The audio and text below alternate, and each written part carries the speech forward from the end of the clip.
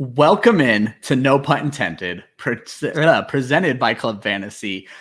I am your host, not Joe Zolo, not Josh Hudson. It's me, Ryan Weiss, which tells you this must be a very special episode, and it is. It is our annual IDP episode, and if you have seen the belt over my shoulder, have I showed you the belt over my shoulder? You know I'm the only person to host this episode. I cannot wait to do the IDP show every year. We try to help people get into this type of league, which is very different from what you've been playing for years. Joe Zolo sticks with me. We gave Josh the week off, but Joe moves over to the analyst side so that he can tell you to start Cameron Curl one time and then claim 7% of your championship. But way more importantly, our guest is my favorite IDP analyst, Nate Marcum from Fantasy and Frames. This is going to be a great show. So if you already play IDP or you're just a little IDP curious, stick with us. You're going to get some great information.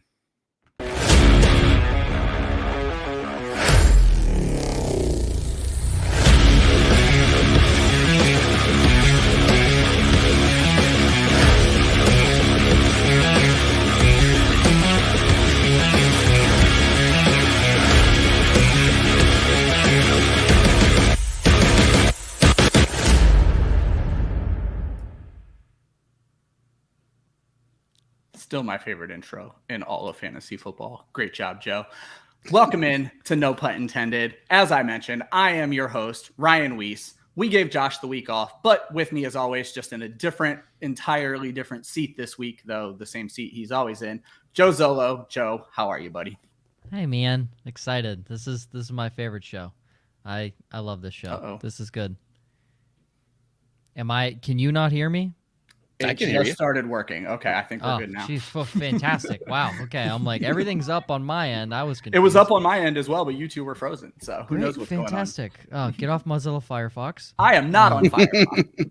Okay. Well, guest today, Ryan. Yes, absolutely. My friend from Fantasy and Frames, I think you were just promoted to like director of IDP content, but way more important, numero uno IDP ranker in Fantasy Pros last year. I'm so glad to have Nate Marcum on the show. Nate, how are you? I'm doing good. I love the build up in that you completely crush me in talking about my own invitational tournament and how you've won it, and I still have no belt. Yes, I look back, harking at the lack of belt. Well, and my belt's covered up by the banner now, so we both kind of look ridiculous. It should be. Hey, Nate, ask him who finished higher, me or him last season. Just ask him real quick. The good news is I know the answer, but I like to hear you say that because Ryan and I were in the same league. Yes. And I watched it come down to the finals. At that point, you put your biases aside. You want your own league to win, but yeah. Well, I believe my league won, so I lost to the eventual winner. So let's start with that. If you guys are not aware, the website that Nate writes for, Fantasy and Frames, runs a charity IDP, offense and IDP tournament every single year, the Four-Eyed Championships. You need to be paying attention. You need to get involved with this. It's great for charities. It's great to get introduced to IDP. They do a little bit of fans, a little bit of analysts. They spread the leagues out really nice so you get to play with people like Nate, Joe, and I. Make sure you're checking out. Make sure you're following Fantasy and Frames. I do want to point out that last year I was undefeated the entire regular season. My very final week matchup was against the great Nate Marcum, and he ends my streak there, sent my team spiraling into the playoffs. It was no good for anyone involved. So yeah, I kind of feel bad about that. I feel like, but I always went with the age-old adage that you never want to go into the postseason without a loss because you want to know what it feels like. You don't want to have that feeling again. I was wrong. Yeah, my team did not enjoy that. Let's knock out some quick news because it's some fun news. The wonderful Mike Davis signs with the Baltimore Ravens. Irrelevant. Very crowded backfield. Another crowded backfield. Sony Michel signs with the Miami Dolphins. I think the biggest news of the week was certainly Tom Brady. I think he's going to be pretty well set up for retirement. 10 years, $375 million with Fox. Wow. Now, is Fox is going to start paying him in 10 years, or that's a 10-year contract? It is a When 10-year really deal, but retire? that's what someone was saying is Fox even going to exist when Brady's 80 and ready to start this deal with them? So exactly. And then on the IDP side of things, though, James Bradbury is probably not a great IDP corner. He was released by the Giants. He probably will not be unemployed for long. Garbage. Been saying that for 2 seasons. James Bradbury is overrated. However, there's one piece of surprise news that I didn't put on the show sheet because if Joe hadn't heard about it, I wanted to be the one to tell him. The Chicago Bears have inked a deal with the one and only Nathan Peterman. Oh, I was hoping you would say Jimmy Graham to ruin Cole Kmet's career. But no, now the most important question that I want both of you to answer. What will we get more of this year? Nathan Peterman interceptions or Cole Kmet touchdowns? Nathan Peterman interceptions. That's not even the question. He won't even step on the field and he'll have more interceptions than Cole Kmet. Or then Cole Kmet has touchdowns. 0-0 is a tie. Yeah, so. it's a tie. Yeah, when you think about it. Tie goes to the runner, which would I guess be which I don't know. Man, they both are running. Peterman for his life.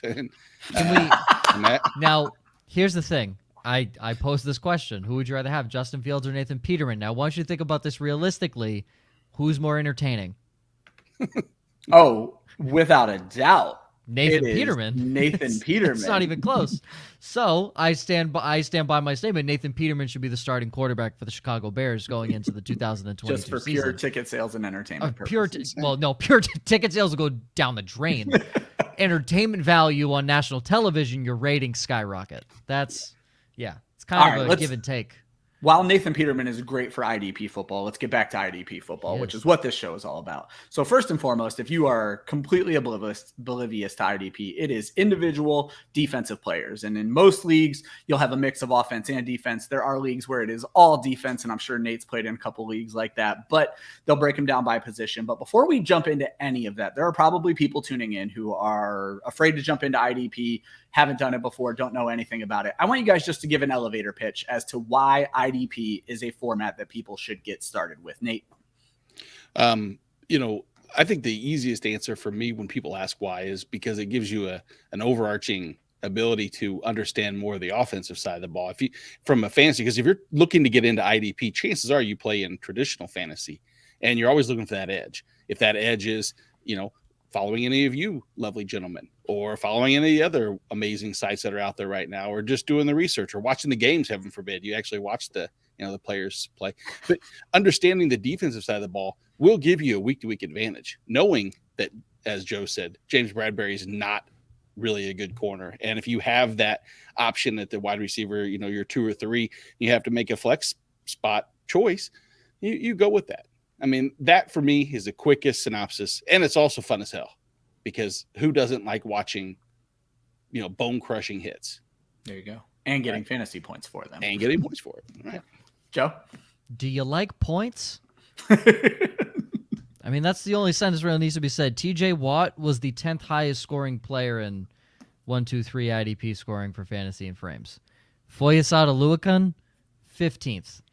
That is more than Deebo Samuel, Justin Jefferson, Najee Harris. The list goes on of guys behind them. Jamar Chase's 70-point game still didn't put him above Foyesade Oluokun nor TJ Watt. I don't know what more needs to be said. If you enjoy fantasy points, you should do this. Because, yes, the Miami Dolphins might put up a 40 spot one week, but then they're going to lose you 6 points the next week. Yeah. So play IDP. You can't get negative points from your defense. How enticing does that sound? There you go. I like to go back to our friend Jorge Edwards from Fantasy and Frames, and he basically said, don't you enjoy watching both sides of the ball? Why not enjoy the whole game instead of half of it? So exactly. I think the one time when it happens, when you just dip your toe in the water, it's inevitable that there's going to be a game that's going to come down to the fourth quarter on Monday night, and you're going to have that linebacker that gets the sack that gives you the whatever scoring metric it is. Is that 4 points? Is it 6 points? Is it 3 points? Doesn't really matter. And you're going to win your matchup as a result, and you'll be hooked. Now, you shouldn't have to have that to get hooked, but I can promise you it's going to play in more times than not. Yeah, when you see TJ Watt get that sack strip fumble and it was just a 20-point play in certain IDP formats. Nate, I'll give you one better. I technically lost my playoff matchup by 0.5 points.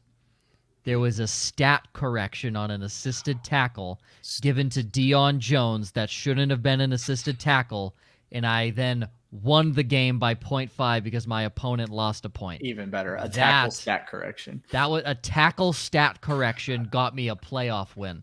Electric. Yeah. That's crazy. That's like snorting a line right there. That's amazing.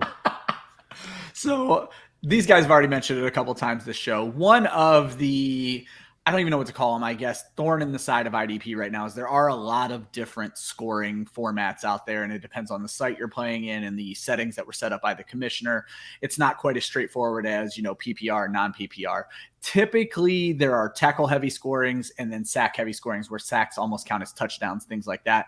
And that's where you're going to hear a lot of debate in their rankings. But before we jump into the rankings, I wanted to have each of you kind of break down for me. And this is probably going to be different for each of you because I know the types of leagues that each of you play in.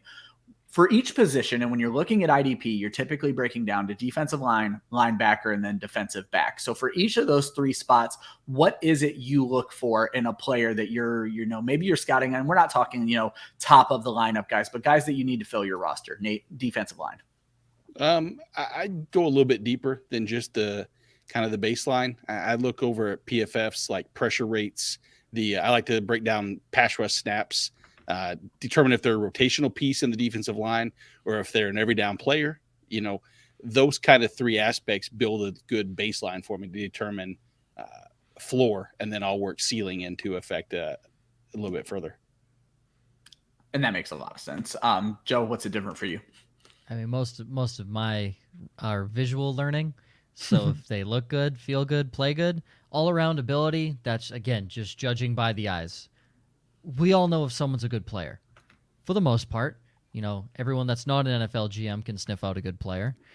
Opposing divisional offensive lines, it's a very weird one, but if you're in the NFC East and you play the Giants twice a year and they've neglected the offensive line for 3 straight drafts, maybe you want to pick like a Chase Young or a Micah Parsons or even a below average linebacker because, hey, they'll get a sack against that offensive line.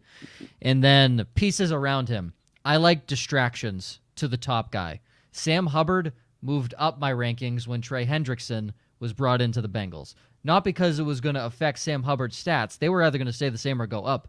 It's because more attention would be put on Trey Hendrickson, less would go towards Hubbard, therefore putting him in more one-on-one situations that he can win. So I look at the offense more than I do the defense sometimes on the defensive line. They're opposing offenses, excuse me. Yeah, absolutely. Go ahead and move us into linebackers, Joe. So tackles. Nate, next question. I don't care about anything else. I literally don't care about anything else. If you're a linebacker and you have 160 total tackles a season, yep. I mean, London Fletcher averaged like 200 total tackles a season, and he was the linebacker one for 5 straight seasons because he just had 200 plus tackles. Yeah, he could have 2 sacks. Don't care. Sacks are bonus money to me when it comes to linebackers. Tackles. If you see a dude gets 200 tackles, draft him. Don't care who he is. You could be irrelevant. It was brought to my attention that grading-wise, Foye Oluokun was not well graded last year, but because he was involved in every damn tackle for the Atlanta Falcons, he was a very great fantasy asset. So. Yes. Nate, anything to add with linebackers? No. Yours is a little bit more in depth. Not really. Yeah, it's a little more depth, but at the end of the day, it all stems to that. That's ultimately what it revolves around. Now, I will say there is some antithesis to maybe year-over-year evaluation, like i.e. Zach Cunningham, who had 1 billion tackles over the last couple of years. And we found out that he's garbage and he can't stay on a team anymore. And when you don't have a team, it hurts your ceiling and your floor. But no, it is exactly right. And when I read Joe's tackles, I almost just wanted to change mine and say, yeah, I don't need to put, blitz percentage and solo to assist ratio. That's tackles. I'm not an analytics guy. Fuck the analytics. I don't care. But it's just funny. Brian, you brought up Foye. I just said 200 tackles and 2 sacks. He had 192 tackles, 2 sacks, and he had 3 picks and a forced fumble. Again, those are bonus points for linebackers if they're getting interceptions. Yep. So, literally, And again, Oluokun, he wasn't even on people's radars 2 years ago when he originally had popped up on the scene in Atlanta. Yeah. Most people didn't know who he was. I only knew who he was because I played with him in Madden. That's the only reason I knew his name. So, but again, a guy most people don't know, 200 tackles, 2 sacks. Outside of TJ Watt, the highest scoring linebacker by 27 points in fantasy and frames. That's ridiculous. Which, if I may interject real quick, since we keep with the scoring format, and maybe we'll get to this and maybe I can just postpone, but I have an announcement as far as scoring formats go pertaining to fantasy and frames. So I'll let you. I was going to hit it when we got the position. Okay. Because I know you guys were going to get into it. No, but I think this is as good a time as ever because, like I said, early on, I want to have this explained for the folks that are here and keep them here. So please go ahead. Gotcha. Because it takes into account exactly what Joe's alluding to as far as some of the format with the Oluokun and how it would format. Oluokun would still, in no matter which format you do, we could change the scoring rubric to be whatever we want. And you put the numbers up that he did, and he's always going to be in the top 2 or 3. It's impossible unless you just don't reward tackles, which would be stupid as hell. But I'm sure someone out there does. I'm sure someone doesn't like tackles. But there are a lot of leagues that don't do assisted tackles, which would hurt Foy a little bit just because he led the league in assists. So, and assisted tackles, again, if you look like Ryan Sitzman over at the IDP Guru, he actually breaks it down by the different teams. The different home teams have their official score, and some are more generous in assisted tackles and some are more generous in solo. That's too deep. It is way too deep, but it's like it is backed up and it's crazy. So no, this is the intro show. We don't need to get into teaching people, but talk about what you guys have done with the scoring rubrics. So we broke it down to 5 real different categories from IDP scoring. We look at tackle plays, coverage plays, fumble plays, pressure plays, and scoring plays. So there's more potential for scoring as far as overall. And like Joe said, you like points. Yes, we all like points. So in this situation, it's a 1.5 to 1 solo to assist ratio, and 2 points for a tackle for a loss. In coverage plays, passes defended are worth 3, and the interceptions 5. In the fumble plays, the fumble forced is 4. But the fumble recovery is only 2 because anybody can just fall on the ball. You shouldn't get the same amounts as a forced fumble. And then pressure plays, the sack is worth 4, pretty uniform, but the quarterback hit is worth 2. That's the one that usually can change some of the defensive tackles up, and we'll get to that point in a little bit. And then the scoring plays are the safeties are worth 3, and a defensive touchdown's the traditional 6. We change a couple of them around just for the different settings. That's our default, and that's what would be used as sleeper. But then, like if you're on ESPN Fantasy, I don't do anything on ESPN, but some people do. And we added stuffs. They take run stuffs, and that's a 3-point because they grade that out. And if you're all of the platforms, we pretty much took quarterback hits out, and that pretty much sums up the scoring rubric. Nice. Yeah, I think that's absolutely great. The one thing I wanted to throw out that you had on your linebacker, but Joe talked you, not I want to say out of it with tackles, but you didn't bring it up. One of the great things that Sleeper does, you have that it's a 3-down back essentially for the linebacker. I like that Sleeper shows the snaps they're playing on a weekly basis because that's not something that every website does. And that is what I look for when I need to go grab a linebacker off of waivers is I don't want a guy who had a big week on 12 snaps. I want a guy who's out there every time and is going to have those opportunities. So yeah, I just thought that was big. And then go ahead and move us into defensive backs, Nate. Yeah, and defensive backs, I look at I'm a steal something from Joe, and that I'm going to eliminate defensive back almost as a whole and just say safeties. I'm going to look at the total snaps in the box, and then when I say their role or responsibility, I'm not the biggest fan of just free safeties that are back with, that just defeats the tackle floor a little bit. I do look at blitz percentage. I do like to see a safety that's going to blitz because I like to see on top of the tackles, you get some of the splash plays here and there. Jeremy Chin, for example, was highly, I think, ineffective in the actual sack rate last year, but yet the numbers were still the same. So he's I don't want to say buy low type person. We'll get to him, but it's those things that you can look at. You're like, all right, he still blitzed the same amount, just wasn't as effective. They'll still continue to do that. Joe? Yeah, there's like 2 corners that are like okay to take, AJ Terrell and Kenny Moore. Mm-hmm. Everyone else you should draft should be a safety. Spoiler alert, The only cornerback inside both of our top 10s is Kenny Moore, because he finished as the DB1 last year. He's a slot corner. Logan Ryan, in his prime, finished as a top 10 corner because he's a slot corner and is really good at tackling. Yeah. Honestly, safeties, tackles, playmaking ability, interceptions are a plus. Do not go get Trayvon Diggs. I was just going to say, that's going to break a lot of people's hearts because he's the name they all know from last year. But don't go get. Do you know the name Jordan Poyer? No, none of you do, because he doesn't make any flashy plays. He's just Jordan Poyer. He just makes every play. He just makes every play. Jesse Bates, you knew him from the one pass breakup and interception in the AFC Championship game. You didn't know who Jesse Bates was before that. That's okay. Kyle Duggar, no one outside of Patriots fans know who Kyle Duggar is. So I had Kyle Duggar at 9 on this list. And I was moving him up and down. That's fine. I almost put him in. I almost put him in just because I know that, you would love me so much for doing that, for being a Patriots fan. Honestly, I didn't even put him in there because a lot of these guys, I don't think his playmaking ability is as good as a lot of the guys I have on this list here. Right. But 33-year-old Harrison Smith was a top 10 corner, fantasy defensive back last year. He's 33 years old. He's just so good. And again, he's not going to make anything crazy. He's not going to do what he did back in his late 20s. But he just does everything right. That's all you need. The best DBs are ones that can't cover. Oh, those are the best. Exactly. Those are the best. Corey Littleton had 11 tackles, and Alvin Kamara had 11 catches in the NFC Championship game. You want to know who was covering him?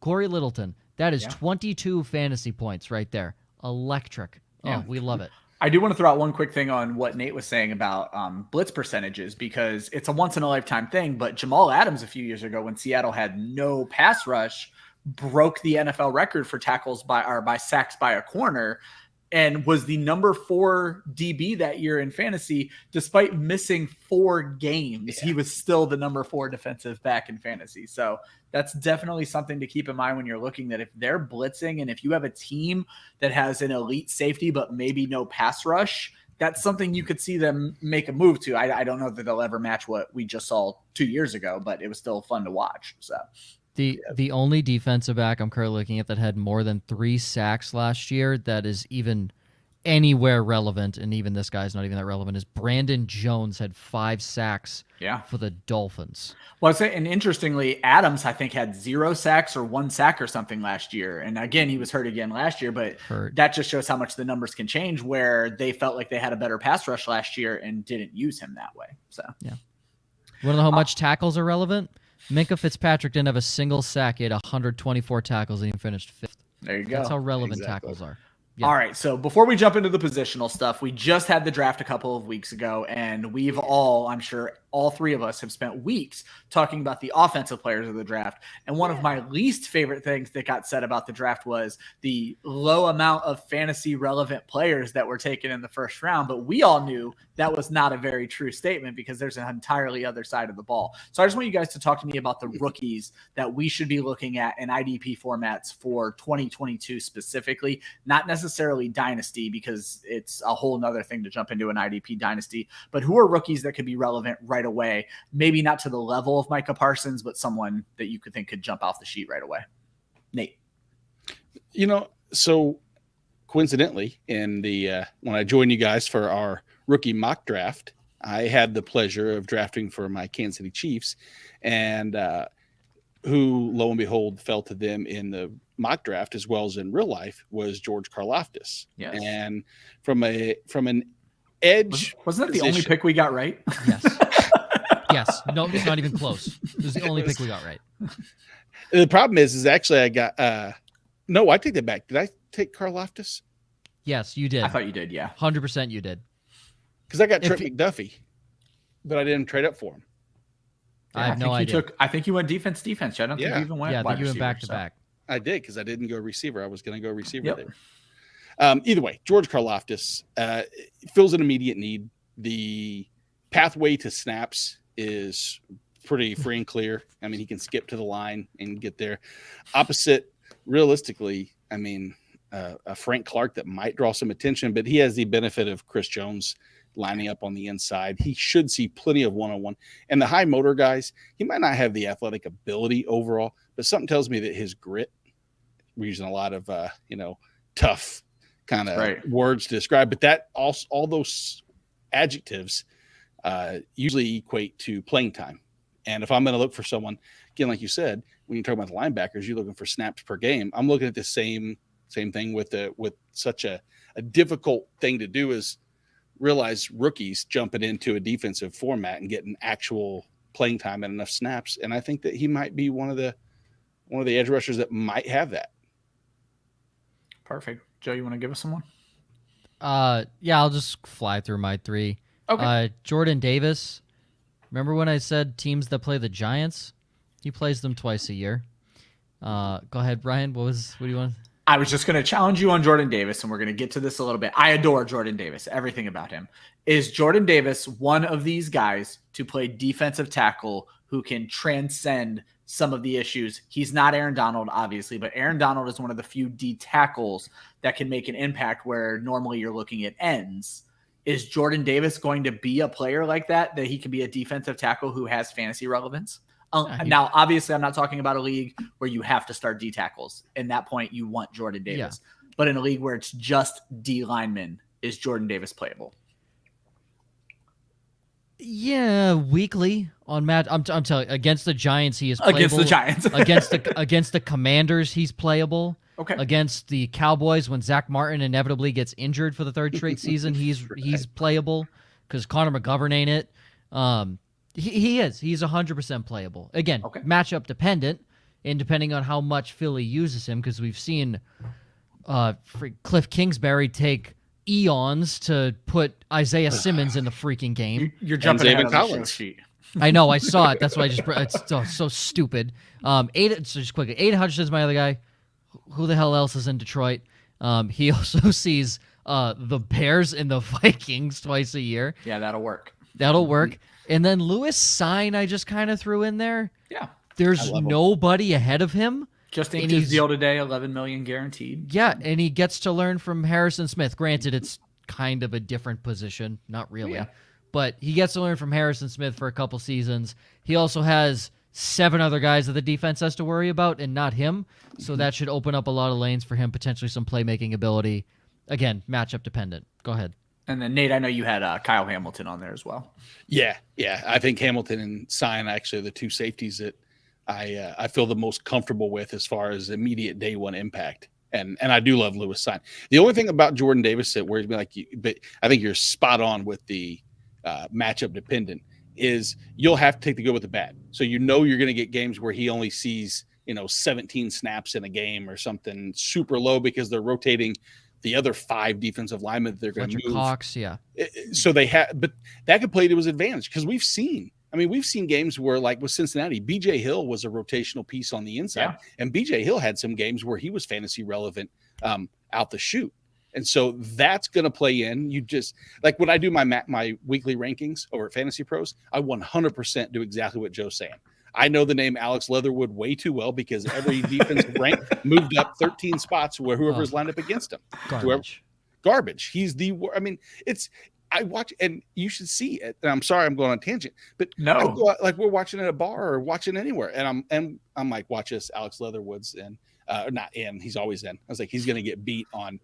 Just watch the interior line, and lo and behold, every freaking game, it's like, how does this dude have a job? And I don't know. I just don't know. And I'm not an evaluator. So I feel about Isaiah Wynn. Yes, Isaiah Wynn is another good one too. Yep.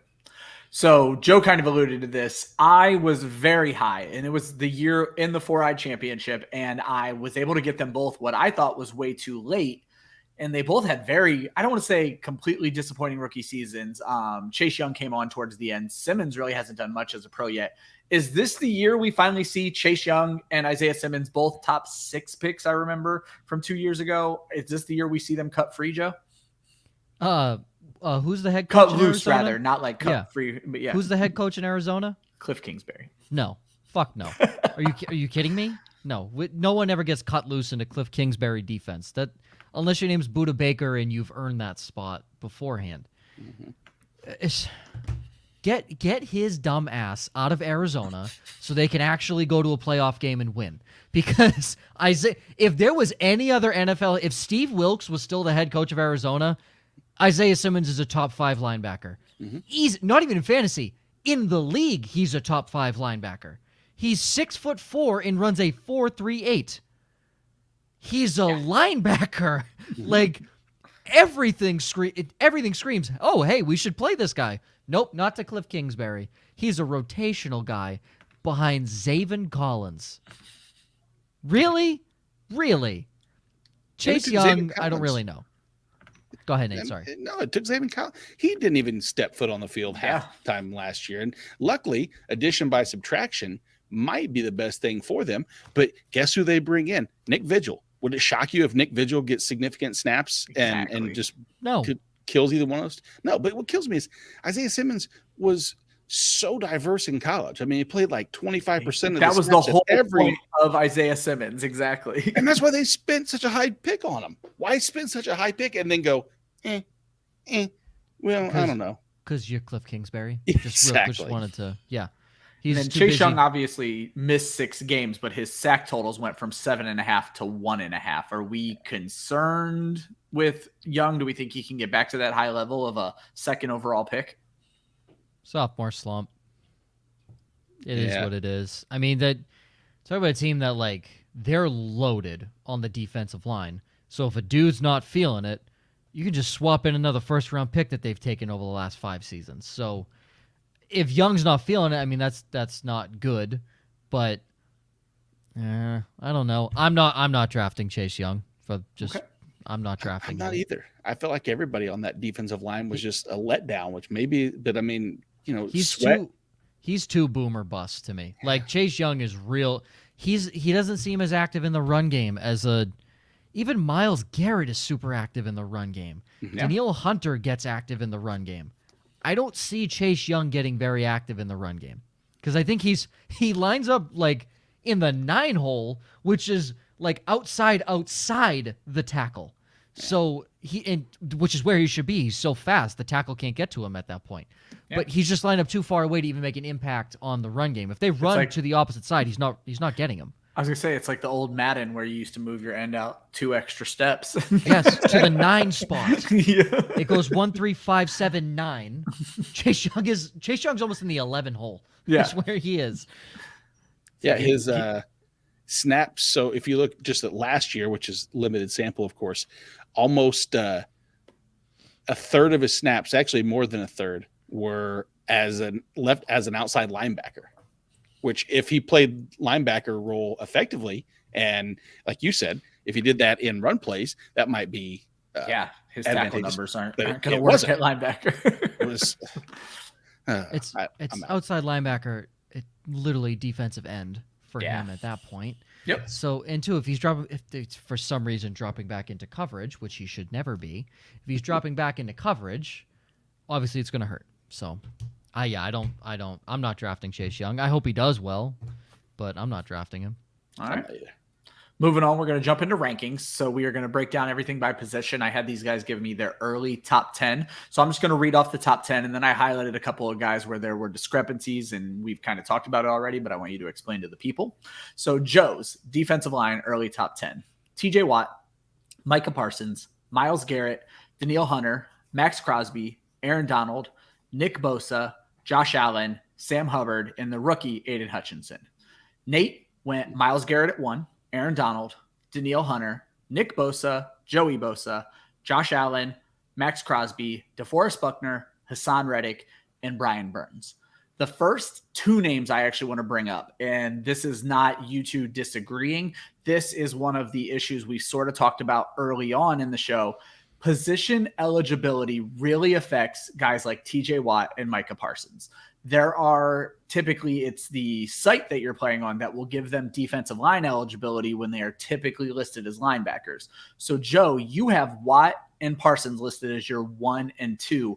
Nate, you don't have them listed because you have them listed as linebackers. So I basically just want to ask Nate, where would you list them on ends? And then Joe, I'll move to you. Where would you list them as linebackers? So Nate, where would you have TJ Watt and Micah Parsons if they were able to be added to your top 10 on defensive line? Watt would be my number one. He would be my one. I think and away. Easy, like as easy as any position. And I'm pretty high on Roquan Smith. Sorry, spoiler. We'll get there. I'm pretty high on who I have at linebacker 1. Yeah, but no, far and away. Not even. I mean, it's not even close to me. But Micah Parsons is the one where I say between 4 and 5. I worry that the his split pressure rate last brothers year. up. Well, he got moved up. He was asked to play so many different roles last year with so many injuries, and I don't know if he'll be asked to do the same. He could. I mean, he showed the effectiveness. His pressure rate and his ability to get to the quarterback was incredible. I mean, incredible. So, I still think 4 or 5 as a defensive lineman is pretty fair. Yeah. And it's my biggest question with him was, and we talked about this before the show, he was kind of asked to play defensive line because of injuries last year. If that's not the case at all in training camp this year, does he lose that D-line eligibility? So that's going to be interesting to watch. You both have Aaron Donald listed, and I alluded to this earlier in the show. Defensive tackles are typically frozen out in IDP scoring unless you're forced to start defensive tackles. Aaron Donald is obviously on a level all his own, not just at defensive line, defensive tackle in football. So Nate, you have Aaron Donald as 2. Joe, you have him as 6. There's not a large discrepancy there, but I just like you guys to talk about Aaron Donald in general. I don't think there's a ton to say that people don't know about him, but maybe Joe, why you have him a little bit lower. I had Aaron Donald at 1 the last 5 seasons, and I just had to stop because I just had to stop. So this is, I mean, if I could again, I would put Aaron Donald at 1 because he's the best defensive tackle ever. Player in the league right now. Yeah, a player in the league right now, 100%. Defensive tackle probably ever. I'm okay with him at 6. I just saw, Watt and Micah Parsons, 1, 2. That's easy. I thought I was a little high on Danielle Hunter, and then Nate put him at 3, and I was like, good, this is good. I'm just worried about his injuries. Yeah. If the 3 years he stayed healthy, he was the one. He was the number 1 defensive lineman. So he just has to stay healthy, and he's easy number 1. I'm huge on Crosby this year. He's playing opposite Chandler Jones. Yeah. Talk about a guy taking attention. Taking attention away from you. Chandler Jones, one of, if not the most underrated defensive player in the league. So basically, Aaron Donald moves down just to change it up a little bit. Yeah, age. Well, to age, he's getting there. Age, like Bobby Wagner was a top 3 guy for me every year. Did you know he had the most snaps amongst every linebacker in the NFL last year? No. He's 33. The most snaps amongst any linebacker, and he's 33. Mostly because Seattle couldn't stay on the field on offense, but I dropped him down to 8. Like, yes, he's going to the Rams, a ridiculous defense. There's no way he plays 1,100 snaps again this year. Yeah. So. What's crazy is Aaron Donald played 1,040 last year. Whew. Yeah, he's a Terminator, though. I mean, that's just... I'm sure the answer to this is no, but I hate when I start hearing retirement thrown around, and it was thrown around after the Super Bowl with Aaron Donald. Or we're not worried about that going into the season at all? Okay. Have you seen him play I football? have. Absolutely. Yeah. No. Unless he's trying to preserve his brain, no. Right, exactly. Aaron Donald doesn't strike me as the guy that's worried about CTE, so I think he's going to continue playing. Yeah, because he just keeps giving it to everybody. Yeah, exactly. Yeah, he's the one doling it out. You had Joey Bosa ranked 5th, Nate. Joe doesn't even have him on his list. Talk Joe into Joey Bosa. I mean, I have to convince him that I'm a medical professional and that Joey Bosa will stay healthy for the entire season. A reason he is not on my top 10. And that's the most fair reason. But, I mean, here he had 16 games last year. So, I mean, he got a full season in. Yeah. I say a full season because Joey Bosa standards 14 plus is quality right there. Yes. I mean, no one's questioning his ability to get to the quarterback. I mean, 10.5 sacks last year. And a lot of my scoring, again, keep in mind, takes into account our fantasy and frame scoring rubric where quarterback hits. Yep. Really benefits. And Bosa's 20 quarterback hits last year gives him that added little push. Again, that's where knowing your scoring format is the single most, informed decision any of us can make. So, Joe, the additions of Khalil Mack and J.C. Jackson wasn't enough to think that Joey Bosa will see a little bit less attention this year and be able to move up a little bit? J.C. Jackson does nothing for me. The one thing I didn't know, he had 7 forced fumbles last year. That's impressive. Did not know that stat. Yeah, J.C. Jackson actually does absolutely nothing for me. Okay. And I don't think J.C. Jackson. Yes, obviously he's going to lock down your number one guy. That doesn't move the needle for me. Interesting. A lot when it comes to pass rush. Yes, the addition of Khalil Mack is good. I do enjoy that. Sebastian Joseph Day, great. Jerry Tillery played really well last year. So it sounds like it's just the injury concerns. Concern. I feel like I got to see him do it without Melvin Ingram opposite him, because he had played Melvin Ingram opposite him the whole time. And in 2019, he only had 1 more sack than he did last season, but he also had 50 more fantasy points when Melvin Ingram was opposite him. So I feel like him and Melvin Ingram played well off of each other. So, I don't know. If Jerry Tillery turns into something, Joseph Day is a really good rotational piece. I don't know. But yes, the injury concern is that does scare me. And also, the Chargers love to go for it on 4th down. They almost never punt. So, Bosa's opportunities on the field are also limited because the Chargers can convert a lot of 4th downs. Yeah. And offense. 2, Brandon Staley's dumbass goes for it on their own 28 and doesn't get it. So then Bosa's on the field for 2 plays. So you're losing pass rush at that point, too. You're losing pass rush potential. So, and also, great, the division he plays in is the best division in football. So, and the offensive lines aren't anything miraculous on any of those teams, really.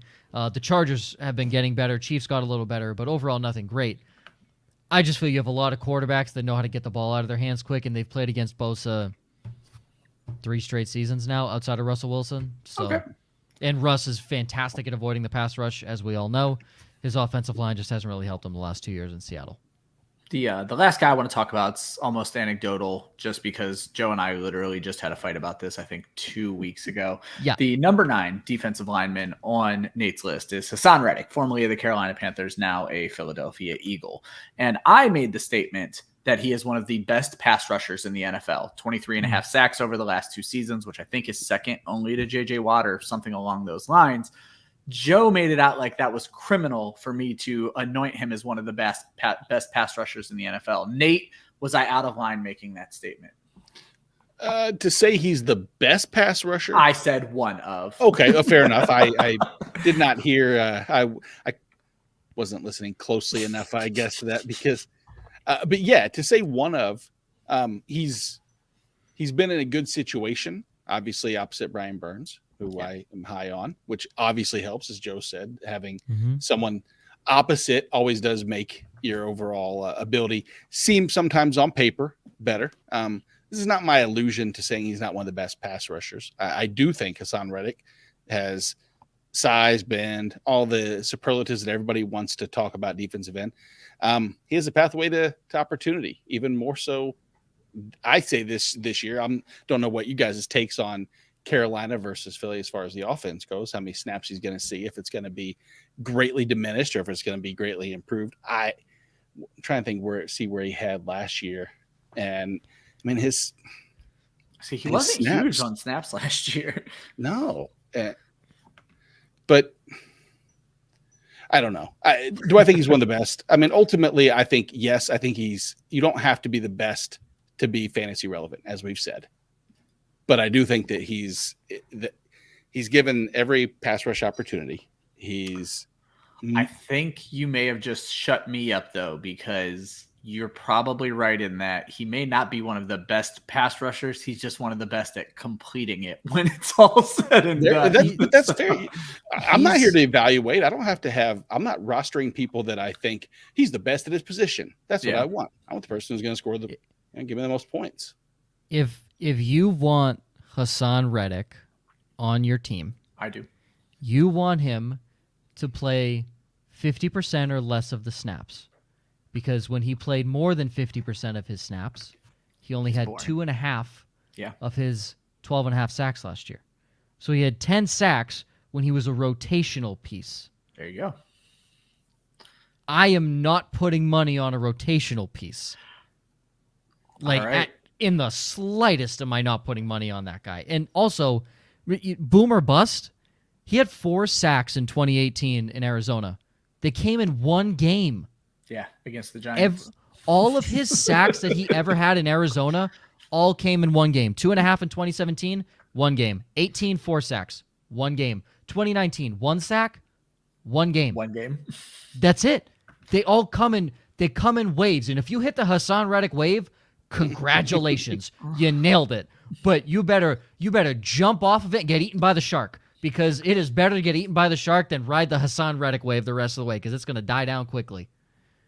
All right, we're going to move on to linebackers. Same deal. I had him give me a top 10. Joe with Eric Kendricks as his number 1. Roquan Smith at 2. Devin White at 3. Blake Martinez at 4. Foyesade Oluokun at 5.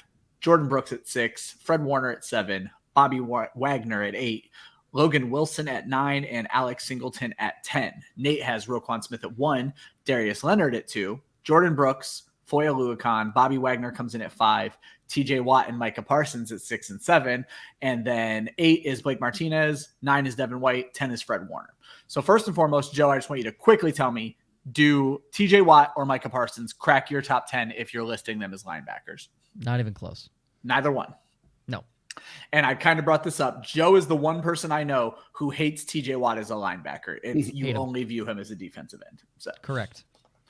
And then the two you guys had discrepancies on, and you both apologized before the show even started, so I was hoping there was going to be some sort of fight here, but there isn't, is Joe has Eric Kendricks at 1, and Nate doesn't have him rated. Nate has Darius Leonard at 2, and Joe doesn't have him rated. And you both basically said it was kind of a slip of the mind, this, that, and the other. So just talk to me about those two players. Nate, let's start with you, and Kendricks being off of your list, Darius Leonard being your number 2 linebacker. I'm going to go out on a limb and say that my ranking of Kendricks versus Joe's ranking of Darius Leonard, where we each would have them, would be a little wildly different. I don't know how wild when you have a top 10. Yeah, I'm interested to hear where Joe would put Darius Leonard, because I would have Eric Kendricks right around 7, 8, and I'm not opposed at all, because I mean these interchangeable pieces. We're talking about a separation of just 2 reasoning points of why you could move a person to the top 10, et cetera, or top 5 versus bottom 5. I had Kendricks, and I kept doing the back and forth dance of including Watt and Parsons as a defensive line and switching. And I thought, you know what? Not every scoring rubric has them at defensive end. They definitely have them all at linebacker, so I'll go with that. Where would you have had Darius Leonard at, Joe? I would have put him at 7. So I would have slid Fred Warner down to 8, Wagner to 9, Logan Wilson to 10, and bumped Alex Singleton out of there. Is what so you I guys would have essentially would have just kind of did everything the opposite there. Yeah. So. And also, but Eric Kendricks is very bold at 1, and I'm saying that because of the additions added around him. I think takes away a lot of attention from him, which just allows him to do whatever the hell he wants. Mm-hmm. If that didn't happen, Roquan Smith was my 1. So yeah, Roquan Smith is out of control. One player I wanted to bring up was Jordan Brooks, because he is a player not a lot of people probably know. He played opposite of Bobby Wagner in Seattle last year, but Wagner is now in with the Rams. So Jordan Brooks led the team in tackles last year, virtually came out of nowhere. I think he was a 2nd-round pick the year before, and was a very good linebacker for Seattle and for fantasy. With Wagner gone, is this something that helps or hurts Jordan Brooks, Joe? Oh, God, does it help? Okay. Does it help ever? Seattle's defense is awful. Awful. It only helps. Now, again, Bobby Wagner takes away, some attention from Jordan Brooks. But if you're telling me Jordan Brooks is going to slide into the Bobby Wagner role, sign me up. Sign me up. He's not going to be Bobby Wagner. But again, tackles are kings. Dude had 1 sack, and he was 3rd amongst linebackers in fantasy and frame scoring. 3rd. Didn't have an interception, didn't have a touchdown, didn't have a forced fumble, had 1 fumble recovery. Yeah. Tackles are king.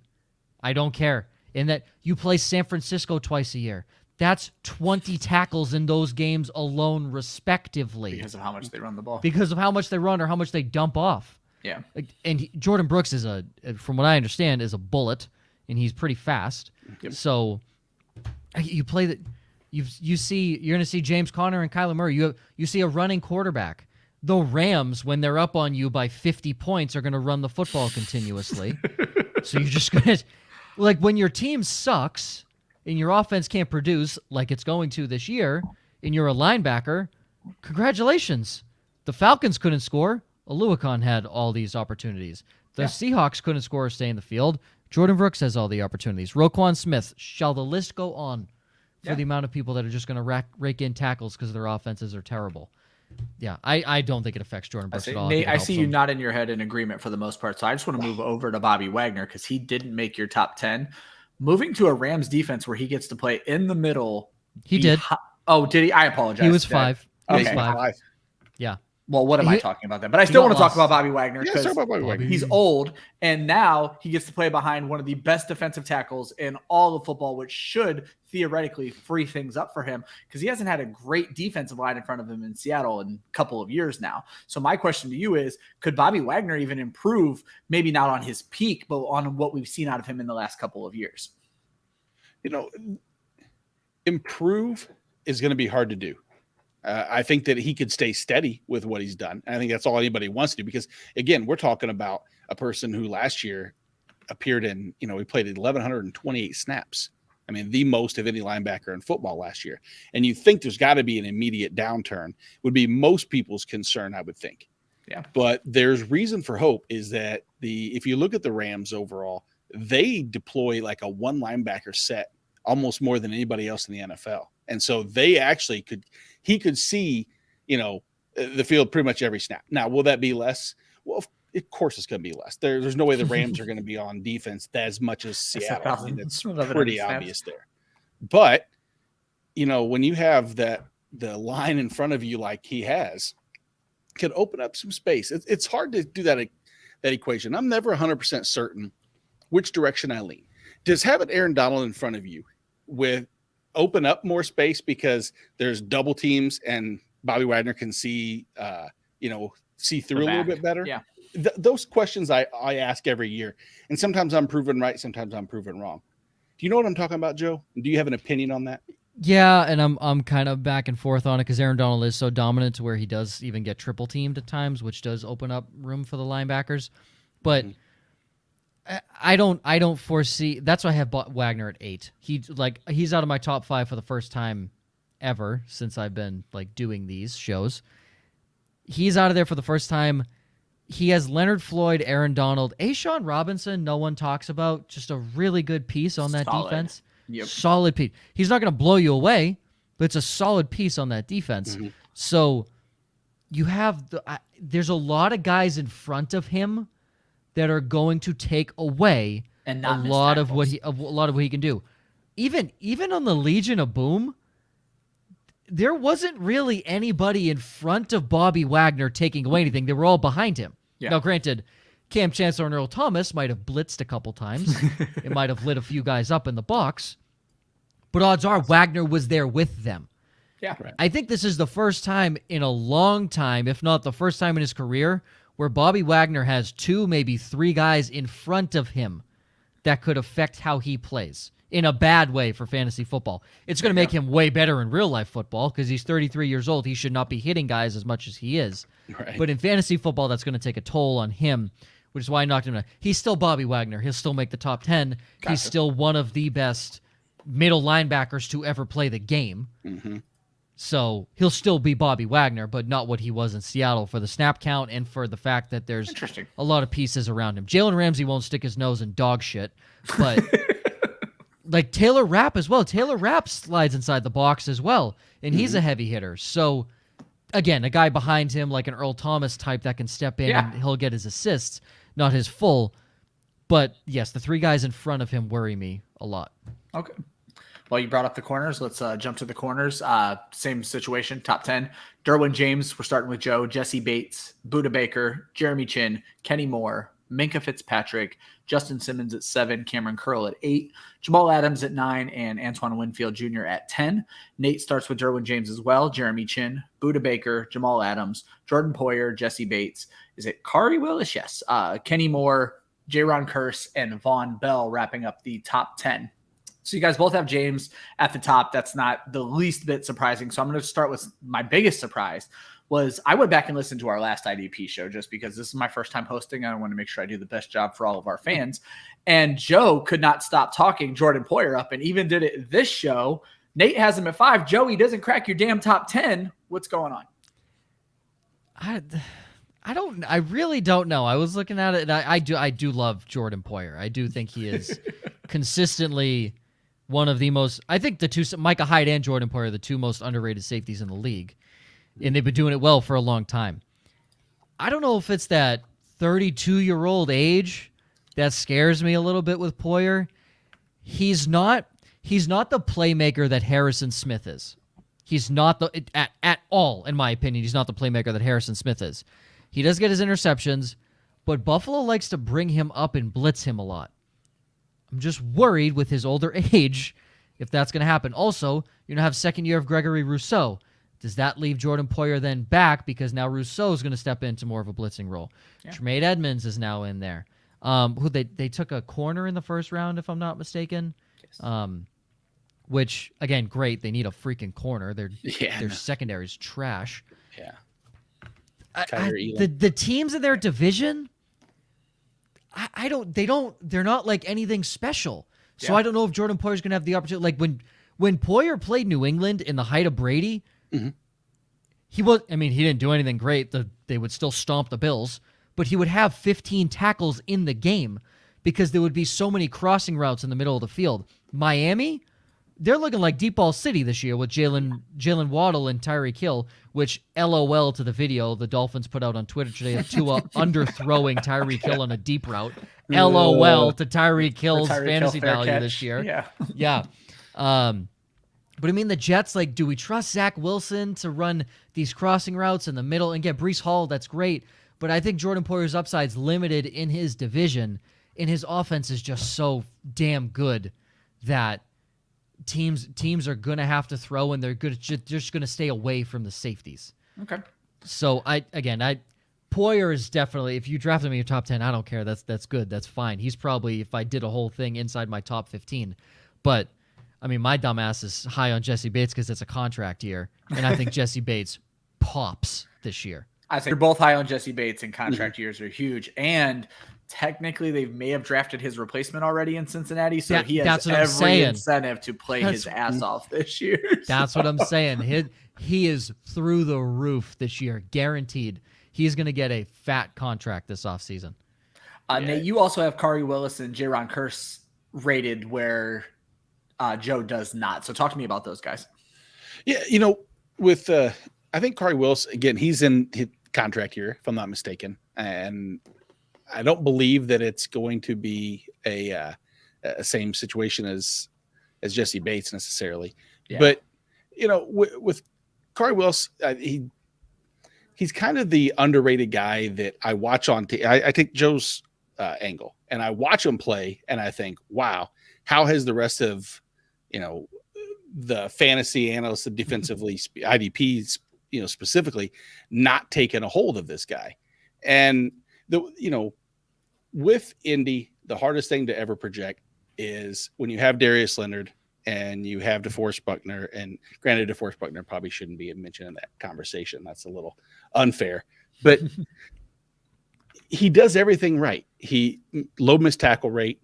He does get pressures, which for us, again, everything kind of alludes back to our scoring format, which again, if you take pressures and go into that metric, it changes some of these overall. I do want to see him recover from the injury just a little bit more. So I think that he's going to be 100%. I haven't seen any follow-up injury news or anything. Have you seen anything, Joe, lately? I have not, and I think I had Kari Willis pretty high last year, and then I got the injury, and then Kenny Moore came on. To Nate's point, Kari Willis plays football ridiculously well. I'm just worried about fantasy football. When you look at safeties, and specifically in this instance, Kari Willis, they also brought in Stephon Gilmore to play corner in Indianapolis. Right. Does a good corner group influence you when you're ranking safeties at all, or is that not something we're worried about? If I'm a defensive coordinator and I have good corners, I feel a little bit more comfortable leaving him up in the box and allowing him to be more all over the field. Now, will that translate to To Indy scheme, I don't know. They haven't asked me my opinion necessarily lately. If they want to know, that's what I would tell you to do, because I have some investment in Kari Willis. Just a little bit. Totally selfish reasons. I mean, totally selfish reasons. But realistically, I mean, he had 63 tackles last year in 11 games, 10 games, really. You translate that over to a full season, which no one wants to do. We don't want to play that game, but he just can't stay on the field. So my projection is a full season. That, I mean, it's stupid to do that. You should never go in when a person who's played, 14, and 11 consecutively that start to, I believe that's what they call a trend, if I'm not mistaken. Yes. But I just see that upside, and with defensive back, sometimes I think it's the most replaceable position of the three.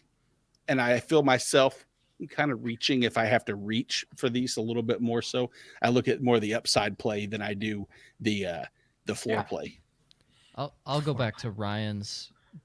Do good corners affect how you feel about the safety? No, because if I'm an offensive coordinator, I am then scheming for my slot receiver and my tight end to have matchups with an undersized and less talented cover safety to that point.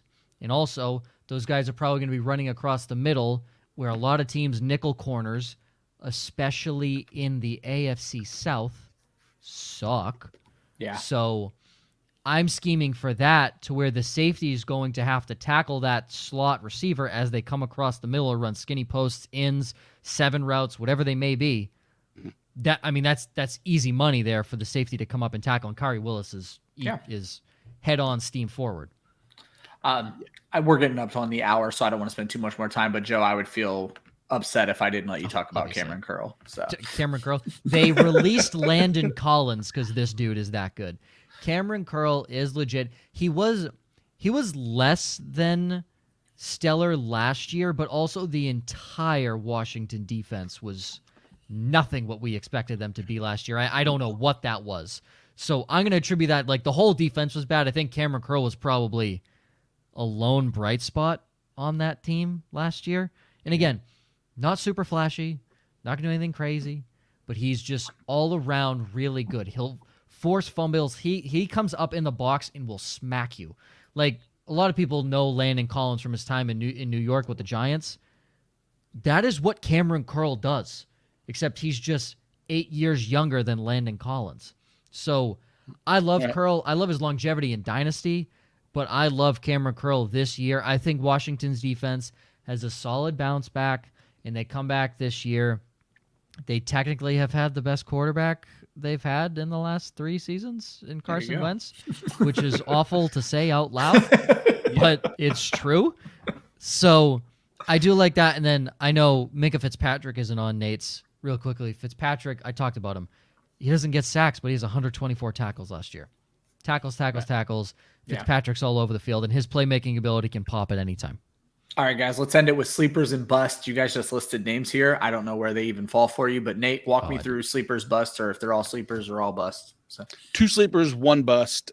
My Jalen Thompson, as much as Budda Baker is high on both of our rankings, the fact that Jalen Thompson actually outperformed Budda Baker last year should not go unnoticed. Again, you're finding these tandem safety groups, Buffalo, Cincinnati, and I think Arizona's falling into that mix. Jalen Thompson had a really, really aggressive year, and I think he's someone you could get so late in drafts that he will fill a role not similar to Budda, because Budda's established his floor a little bit higher. But look at what Jalen Thompson did last year. I think we were all a little bit surprised. And then Cody Barton is another sleeper. Seattle, like we've said a million times so far, they're garbage. He's going to be on the field so much, and that snap share that he has, I can tell you, we saw it last year. I mean, with Wagner, and the fact that Wagner's gone, someone's got to step in. And like we said earlier, we're not trying to say that Jordan Brooks is Bobby Wagner, but those 2 linebackers alone should see the majority of the work. And then I'm down on Patrick Queen this year. Again, missed tackle rates, garbage, if you ask me. I think I think Baltimore as a defense obviously is excellent, but I don't know. I see glimpses of Patrick Queen getting taken out of games last year. Just was out of position. I don't know. Something doesn't pass the eye test for me. I was to say, we're starting to get really down on this 2020 draft. Yeah. Joe, sleepers and busts. I had originally only done busts. Didn't even look at the sleepers because I was so focused on reaming these three guys. This is mostly for people new to IDP and Cowboys fans. Don't draft Trayvon Diggs. Yeah, Please we talked don't. about that. I don't even think he was in the top 50. Like, don't draft him. Yes, he had however many interceptions he had, 12, 13. He also had like 7 tackles. Like that's not going to do you any good in IDP fantasy football. If he repeats what he did last year, amazing. He's the luckiest person in football if he happens to accidentally fall into the ball 5 times again like he did last year. Yeah, and then get toasted on the other 90% of his snaps. As we've said for the last few weeks, Trayvon Diggs is simultaneously the best and worst corner in the NFL. Exactly. And it's not even close. CJ Mosley, I had CJ Mosley 2 or 3 years ago high in my rankings, and then he consistently, shout out Jorge, Cody Barton, hell yeah. Co-signing Cody Barton. Yeah. He consistently, CJ Mosley just got hurt. I believe this last year was the first year he was rarely hurt. He ended up being top 10 in fantasy and frame scoring. I don't expect another healthy year out of CJ Mosley. Please don't get sucked into the CJ Mosley hype that some people might suck you into. Cam Jordan, he's never really had 2 fantastic back-to-back years. I say that was Jorge's bust last year. Well, Cam Jordan had a good year last year because, like I think Jorge said it, he had never had 2 really good fantasy back-to-back years. It had always been Pro Bowl, dud, Pro Bowl, dud, All-Pro, dud. He had 2 back-to-back good years, and also I believe he's 32 or 33 this year. Yes. Cam Jordan's getting old. I wouldn't expect another good year out of Cam Jordan. All right. My sleepers are the 2 linebackers I had at 9 and 10. Alex Singleton, Logan Wilson. Logan Wilson popped off for the Bengals in the playoffs, so I like Logan Wilson a lot. And if you put him over, and I know Nate said we hate to do this, over 16 games he was hurt, I believe he would have finished top 15 in terms of average tackles and everything he did. And then Alex Singleton was on Philly last year. He now goes to Denver, where he is going to be playing against a lot of great competition. Singleton is a guy that no one knows, but just consistently is all over the field, and he has no competition. Josie Jewell is his competition in Denver. And now he actually gets to play in front of and around a really good defense, and he has a really good offense to complement him on the other side. He's also going to play in shootouts the entire time. So I like Alex Singleton a lot. And you're going to get those guys dirty cheap. There you go. Last rounds of your draft. So, folks, if your main takeaway from the show is do not be afraid of IDP, it truly is going to make you a better fantasy player on even offense-only leagues because you're going to know more about these guys for your weekly matchups, which is huge. Know your league scoring is by far the most important thing because there are going to be leagues where sacks are heavy, tackles are heavy. Tackles are almost always heavy, but it's really how much are sacks going to be worth because that shoots a guy like TJ Watt all the way up every ranking just because he leads the NFL in sacks every year. I can't thank you enough, Nate Marcum. If I'm talking IDP, I tell everybody you are my go-to when it comes to, and it was before you were the #1 rated Fantasy Pros IDP ranker. You put out such wonderful articles that I think are easily, taken in. They're great for people who are beginning. They're great for people who've been in IDP because you just make it very easy to consume content. So thank you first and foremost for the content you put out for IDP, but please let the people know where they can find you, what you're working on. So sure. Thank you again for having me. Apologize if I didn't bring my A+ game. As I mentioned, I've been battling the flu a little bit yesterday and today, and felt like I kind of scatterbrained a little bit. But I promise that if you follow along with my work over at fantasyandframes.com, we will continue to have the post-draft risers and fallers, the placements of where their impacts. We're going to have our weekly rankings over at Fantasy Pros. The San Jose game, very good job.